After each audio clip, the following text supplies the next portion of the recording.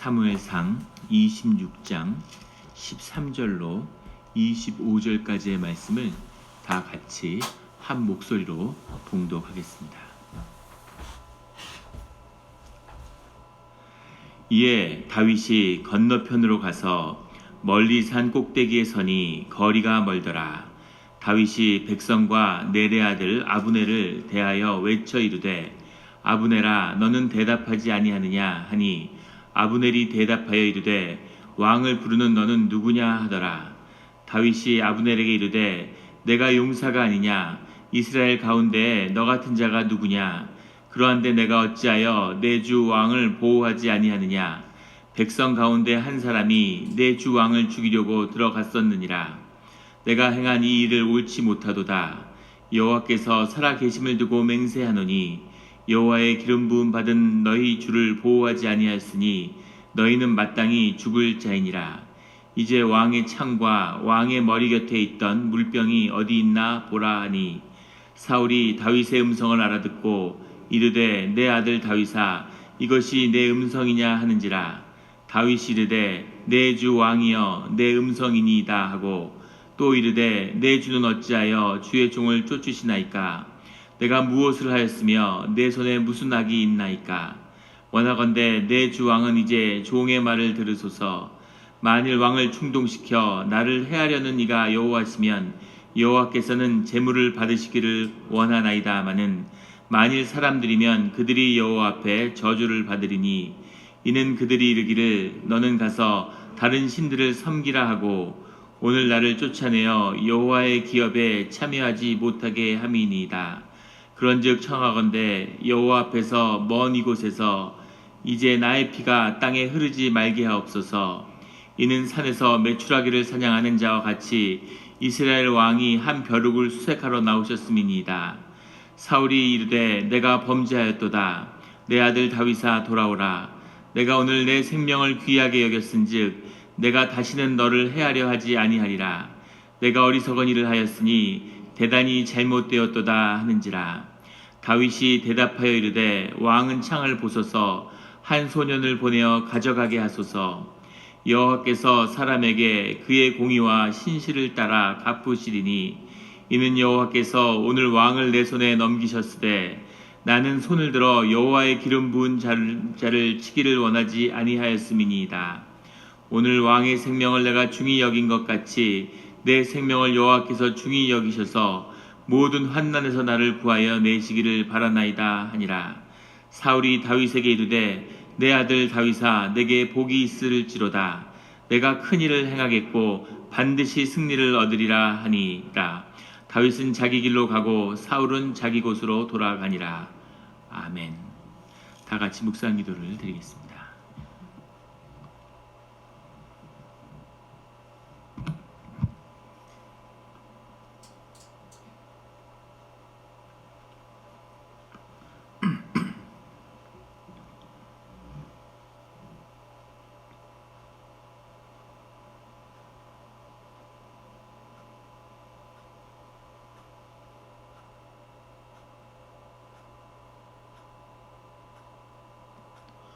하나님 아버지 감사합니다. 주의 음성을 듣고자 저희가 새벽 제단 앞에 모였습니다. 우리 마음의 기도와 우리 마음의 묵상이 주님께 연락되기를 원합니다. 감사드리며 예수 그리스도 이름으로 기도드렸습니다. 아멘. 오늘 말씀 가운데 새벽 기도의 본문 사무엘상 26장 13절의 말씀은 이렇게 시작하고 있습니다. 이에 다윗이 건너편으로 가서 멀리 산 꼭대기에 서니 거리가 멀더라. 다윗이 백성과 넬의 아들 아브넬을 대하여 외쳐 이르되 아브넬아 너는 대답하지 아니하느냐. 다윗이 창과 물병을 가지고 나온 뒤에 이제 외쳐서 그 사실을 알리고 있는 거죠. 이 사실을 알림으로 사울 왕에게 하나님의 뜻이 무엇인가를 분명히 드러내고 증거하고 있습니다. 이 사건들 다윗을 죽이려고 하는 사울과 거기서 살아나고 그리고 계속해서 사울에게 하나님의 은혜를 증거하는 그런 다윗의 고백은, 음성은 오늘 이 한마디로 정리되는 거죠. 오늘 19절에 보면 원하건대 내 주 왕은 이제 종의 말을 들으소서. 만일 왕을 충동시켜 나를 해하려는 이가 여호와시면 여호와께서는 제물을 받으시기를 원합니다. 만약에 나를 죽이려고 하는 것이 여호와 하나님이시면 제가 여호와 이름으로 죽겠습니다. 이런 고백이죠. 그래서 자신의 목숨과 이 모든 일을 주님께 올려드리는 그런 다윗의 모습을 볼 수 있습니다. 이렇게 모든 일을 주님께 올려드려야 되는 거죠. 그래야 주님이 일하실 수 있고 주님의 공의가 나타날 수 있습니다. 내가 억울하고 내가 분하고 내가 힘들고 내가 상처받고 그 가운데서는 하나님의 역사가 나타나지 않는 거죠. 내가 죽고 오직 이 일을 하나님께 올려드릴 때 하나님이 그 가운데 주님의 공의를 분명히 나타내시는 겁니다. 모든 일 가운데 그것을 하나님께 올려드리는, 빨리 올려드릴수록 우리에게 복이 되는 거죠. 그런 우리의 삶의 자리가 되기를 예수 그리스도의 이름으로 축원합니다. 그런데 그것이 만일 사람들이면 그들이 여호와 앞에 저주를 받으리니, 이 선포는 아브라함 이래로 하나님의 자녀들에게 주어진 축복이죠. 주의 자녀를 축복하는 자는 축복을 받고 주의 자녀를 저주하는 자는 저주를 받는 겁니다. 이 복이 늘 주의 사람들 가운데 함께 흐르고 있는 거죠. 지금 다윗이 사람의 눈으로 보면 다윗이 저주를 받은 것처럼 보이죠. 죄도 없는데 천부장이고 나라를 구하고 충성했는데 쫓겨다니고 거지 행세가 되고 동굴에 살고 있고 배고프고 삶이 힘들지만 하나님이 다윗과 함께하고 계시고 다윗을 지키고 보호하시며 다윗 가운데 소망과 믿음을 더하고 계시는 거죠. 그래서 다윗은 축복받은 자이고 사울은 세상의 모든 것을 가지고 왕으로 세상을 호령하고 있지만 하지만 사울은 주님 앞에 저주받은 자인 거죠. 이것이 분명한 실제인 겁니다. 눈에 보이는 것이 아니라 하나님의 실제를 바라보고 늘 실제를 붙잡는 우리의 삶의 자리가 되기를 예수 그리스도의 이름으로 축원합니다. 하나님은 항상 우리가 생각하고 보는 것보다 더 큰 일을 행하시는 분이죠. 우리 교회 가운데 기도의 제목이 많습니다. 그래서 우리 재작년, 작년 계속 추수감사 이 주중에는 새벽 기도를 쉬었는데 이번 금년에는 이렇게 기도를 드리고 있죠. 기도를 드리는데 사실은 제 마음에 어제도 그랬고 오늘도 그랬고 교회 누가 이렇게 주중에 나와서 기도를 드릴까 이런 마음이 있었습니다. 내가 가서 혼자라도 기도해야지 이런 마음이었는데 우리 지난주보다 더 많은 분들이 나와서 새벽 기도를 드리는 것 같아요. 그래서 우리 영락교회 가운데 깊은 곳에 은혜의 강이 흐르고 있고 하나님이 그것을 이끄시고 계시는구나 하는 그런 마음의 도전을 받고 또 감사함이 있습니다. 이 은혜의 강물이 차올라서 그 뚝이 한번 터지는 그런 역사 우리 영락교회 가운데 일어날 것을 주의 이름으로 축원합니다. 이는 그들이 이르기를 너는 가서 다른 신들을 섬기라 하고 오늘 나를 쫓아내어 여호와의 기업에 참여하지 못하게 함이니이다. 단순히 사람의 이야기를 듣느냐 주님의 이야기를 듣느냐의 문제가 아니라 이것의 본질은 하나님을 섬기느냐 이방의 우상을 섬기느냐의 문제입니다. 라는 것을 사울 왕에게 이야기하고 있는 거죠. 이것이 아주 중요한 것은 오늘 마지막에 보면 사울이 이런 이야기를 해요. 21절에 가면 사울이 이르되 내가 범죄하였도다. 내 아들 다윗아 돌아오라. 내가 다시는 너를 해하려 하지 아니하리라. 예전에도 몇 번이나 맹세했던 이야기죠.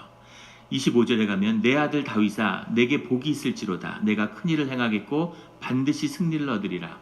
지금 사울을 대적하고 있는데 네가 반드시 승리를 이루고 너의 일이 여호와의 일이다 라고 사울이 이야기하는 거죠.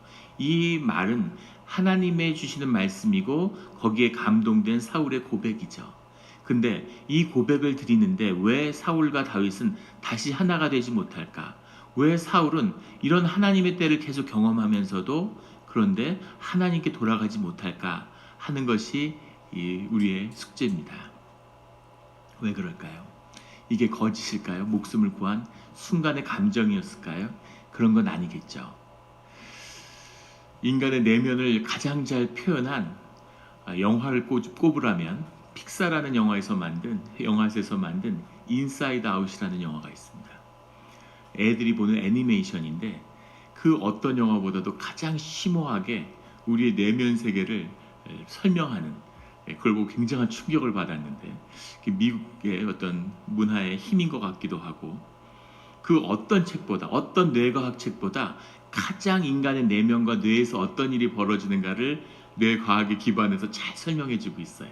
그거를 알록달록한 인형 같은 애들이 나와서 내면에서 이렇게 이야기하고 내면을 여행하는 이야기로 나오니까 어린이들 영화 같은데 어른들도 깊이 고민하고 깊이 묵상하지 않으면 메시지를 이해하기 어려운 굉장히 깊이 있는 영화죠. 한번 보시기를 권면합니다. 거기에 보면 가장 깊은 충격은 인간들은 예전에 항상 우리 안에 독립되고 독자적이고 확고한 하나의 에고가 있는 줄 알았던 거죠. 자아가 있는 줄 알았던 거죠. 근데 사실은 그게 아니라 뇌과학이 이야기하는 또 우리가 많은 명상가나 영성가들이 이야기하는 우리 내면의 실제는 뭐냐면 여러 마음이 있는 겁니다. 여러 마음이 있는 거예요. 뇌과학이 발달할 때는 뇌를 통해서 뇌하고 우리의 영이라는 것이 어떻게 공존하고 있는지 우리의 내면의 세계가 업로딩 돼서 우리 뇌하고 분리될 수 있는지 소프트웨어가 컴퓨터하고 분리되는 것처럼 그렇게 분리될 수 있는지를 연구했는데 그렇게 연구하다 보니까 사실은 뇌보다 더 중요한 게 척추라는 걸 알게 된 겁니다. 척추가 굉장히 중요하고 뇌를 이식하는 건 아무 의미가 없구나. 뇌하고 척추가 하나구나 하는 걸 알게 됐는데 척추를 연구하다 보니까 척추보다 더 중요한 게 내장, 장이란 위장, 대장 이런 장이라는 걸 알게 된 거예요. 장 속에 있는 균들이 사실은 굉장히 중요하고 그 균이 뇌하고 연결되어 있다는 걸 알게 된 겁니다. 그래서 그 위장 장애가 있는 사람들은 우울증을 앓는 거죠. 장이 치료되면 우울증도 낫는. 그래서 실제 금식 기도를 하고 우울증을 고치는 건 기도의 신통력일 수도 있지만 뇌에 있는 사실은 위장이 그 회복되기 때문에 그 균의 역할 때문에 뇌 건강이 회복되는 이런 일이 일어난다는 걸 이렇게 발견하게 된 거죠. 근데 거기서 한 발 더 나아가서 사실은 온 몸에 우리의 기억이 담겨 있다는 것을 보여주는 겁니다. 그 뇌와 이 정신의 신비라고 하는 것은 뭐 이루 말할 수 없는 거죠. 그 깊은 얘기를 새벽에 다 할 수는 없고 그런데 이런 마음도 있고 저런 마음도 있는 거예요. 이런 저런 마음들이 있는데 그 마음 속에서 왜 이런 사울의 고백이 사울의 중심이 되지 못하는가 하는 거죠. 그 중심이 되지 못하는 오직 하나의 비밀은 하나님이 자신의 심령 가운데 그 보호자에 자리 잡고 있지 못하기 때문입니다. 이것이 다윗과 사울의 오직 하나의 차이예요.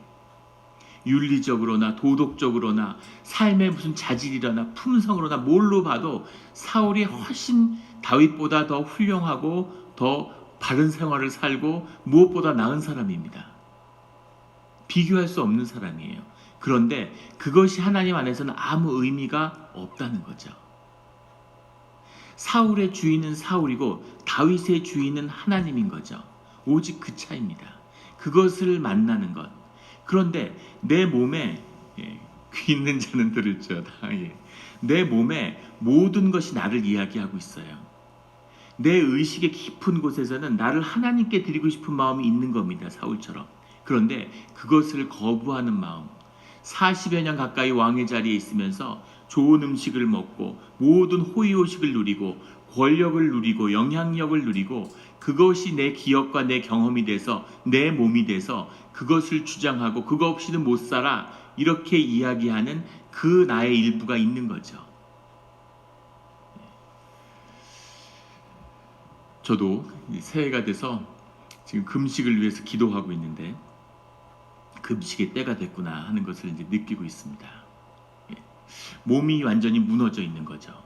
정신이 무너지고 의식이 무너졌기 때문에 몸이 무너진 거예요. 그래서 이것을 되돌리고 회복시켜야 될 때가 됐구나 하는 도전도 있고 또 우리 교회 가운데서 교회와 목사가 하나로 연결돼서 한 몸이 되어 있는데 이것을 새롭게 하는 새로운 출발을 안에서 이루어야 되겠다 하는 도전도 있죠. 그래서 그것을 위해서 기도하고 있습니다. 그것을 위해서 단식을 한다는 금식을 한다는 것의 의미는 뭐냐면 사실은 본질은 고통인 거죠. 모세가 하나님을 만났다고 하는 그 떨기나무의 불빛의 불의 의미가 삶의 고통입니다. 그 가시나무에 붙은 불을 움켜쥐는 것, 이것이 주님과 함께하는 삶의 진실이고 비밀인 거죠. 이것이 성경 전체에 흐르는 하나님이 우리 삶 가운데 진실을 마주하고 실제를 붙드는 오직 한 가지 비밀이에요. 사울도 고통을 마주하고 있고 다윗도 고통을 마주하고 있습니다. 그 고통을 통해서 주님 앞에 자신의 정말 소중한 자신을 주님께 내어드리는 길로 나아가는 거죠. 그런데 사울은 고통을 당할 때마다 고통을 외면하는 겁니다. 왜 외면할까요? 그 고통의 끝이 결국은 자기의 삶의 주인 자리에 앉는 자기 자신의 에고를 무너뜨리고 죽이는 길이라는 것을 알기 때문이죠. 자신의 겸손과 자신의 존재가 자기를 배반하고 있는 거예요. 이것이 사울이 경험하는 가장 본질적인 문제인 겁니다. 그런데 사실은 이게 바로 우리 자신의 문제라는 거죠. 하나님께 은혜를 받은 적이 있어 하나님을 향해 하나님의 이름으로 살겠다는 고백을 드리고 하나님 앞에 기도하는 자가 되겠다 그러고 하나님의 뜻에 따라 살겠다고 수없이 고백했는데 그럼에도 불구하고 또 내가 내 삶의 자리로 돌아가고 세상에 가서는 종살이를 하고 내 삶에 아무 변화가 일어나지 못하고 아직도 생존의 굴레에 얹혀 있고 그것을 깨지 못하니까 먹고 사는 게 늘 내 삶의 가장 중요한 우선순위고 그게 삶의 진실이 되니까 자식을 정말 소중하게 잘 키우려고 그랬는데 자식에게 물려준 진실이 사실은 삶에 대한 두려움과 생존의 공포밖에 없는 거죠. 이것이 우리 삶의 진실입니다. 정말 아프고 정말 비참하지만 그게 우리 삶의 진실인 거예요. 그게 사울의 진실인 것처럼. 오늘 사울이 하나님을 향한 아름다운 고백을 드리지만 그게 사울의 삶의 중심이 되지 못하는 것처럼 우리가 어떤 아름다운 고백을 드리고 감동받고 예배 순간에 주님께 서로 잡힌 것 같아도 결국 주님의 삶을 살아가지 못하는 그 비밀이 여기 있는 겁니다. 삶의 고난과 고통 가운데 자신의 에고를 죽이고 결국엔 십자가에 못 박아 버리고 그리고 하나님의 길이 열리고 부활의 삶이 열리지 않으면 하나님의 능력을 1%도 우리 삶에서 경험할 수 없는 이것이 우리가 경험하는 기독교의 비밀이고 신앙의 비밀이고 하나님의 은혜를 전혀 경험할 수 없는 그런 종교인들을 양산하는 우리 교회의 모습인 거죠. 이것이 정말 아프지만 진실입니다. 추수감사절날 추수감사절날 새벽 기도를 나오는 분들에게 하나님이 전하시는 말씀의 중심이에요. 이 말씀을 받는 자는 복이 있습니다. 이 말씀이 계시로 가슴에 박혀서 그래서 이제까지 점점점 우리는 다 죽어가고 있죠. 점점 힘들어지고 삶이 점점 더 고단해집니다. 이것을 되돌리는 이것을 완전히 깨버리고 그리고 새로운 생명 새로운 라이프 포스를 삶에서 솟아오르게 하는 그 샘을 열지 않으면 세컨 라이프가 열리지 않으면 삶이라는 것이 선물이 아니라 사는 것 자체가 저주인 거죠. 이것이 세상을 살아간 고단한 삶의 본질입니다. 오늘 사울의 길이 아니라 고난과 아픔 가운데 하나님을 잠깐 본 거죠. 그런데 다시 세상으로 돌아가는 자기의 곳으로 돌아가는 그러나 다윗은 자기가 길로 가고 있죠. 장소가 아니라 살던 자리가 아니라 하나님이 인도하시는 길을 따라가는 거죠. 이것이 하나님의 사람이 가는 길입니다. 눈으로 보기에는 어떻게 보일지라도 세상 눈에는 왕과 거지예요. 거지 왕과 세상의 왕입니다. 하지만 다윗의 길을 가고 그것이 축복의 길이고 그 길로 주님이 우리를 인도하고 초청하고 계시는 거죠. 사울의 길을 버리고 다윗의 길을 가는 우리가 다 이렇게 이야기하지만 정말 사울의 길이 아니라 다윗의 길을 가겠습니까? 왕궁으로 가지 않고 동굴로 돌아가겠습니까? 그러나 하나님이 동굴에 계시고 하나님이 그 길로 우리를 인도하고 계시는 거죠.